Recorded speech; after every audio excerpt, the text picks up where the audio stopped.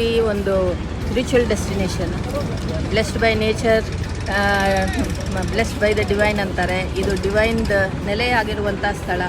ಇಂದು international coastal cleaning day ಇದೆ.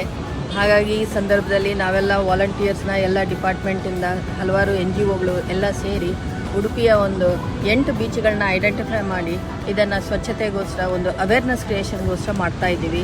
ನಮ್ಮೊಟ್ಟಿಗೆ ಮಣಿಪಾಲ್ ಅವರಿದ್ದಾರೆ, ಕೆನರಾ ಬ್ಯಾಂಕ್ ಅವರಿದ್ದಾರೆ, ಕೋಸ್ಟಲ್ ಪೊಲೀಸ್ ಇದ್ದಾರೆ, ನಮ್ಮ ರೆಗ್ಯುಲರ್ ಪೊಲೀಸ್ ಅವರಿದ್ದಾರೆ, ಪೊಲ್ಯೂಷನ್ ಬೋರ್ಡ್, ಟೂರಿಸಮ್ ಡಿಪಾರ್ಟ್ಮೆಂಟ್, ಎಲ್ಲ ಡಿಪಾರ್ಟ್ಮೆಂಟ್ ಅವರು ಮತ್ತು ಎಲ್ಲ ಗ್ರಾಮ ಪಂಚಾಯತ್ ಅವರು, ಎಲ್ಲ ULBಯಿಂದ ಸಿಬ್ಬಂದಿ ವರ್ಗದವರು, ಆಫೀಸರ್ಸು, ಎಲ್ಲ ಕೊಲೀಗ್ಸು ಎಲ್ಲರೂ ಇದ್ದು ಸೇರಿಕೊಂಡು ವಾಲಂಟಿಯರ್ ಸ್ಟೂಡೆಂಟ್ಸ್ ಇದ್ದಾರೆ.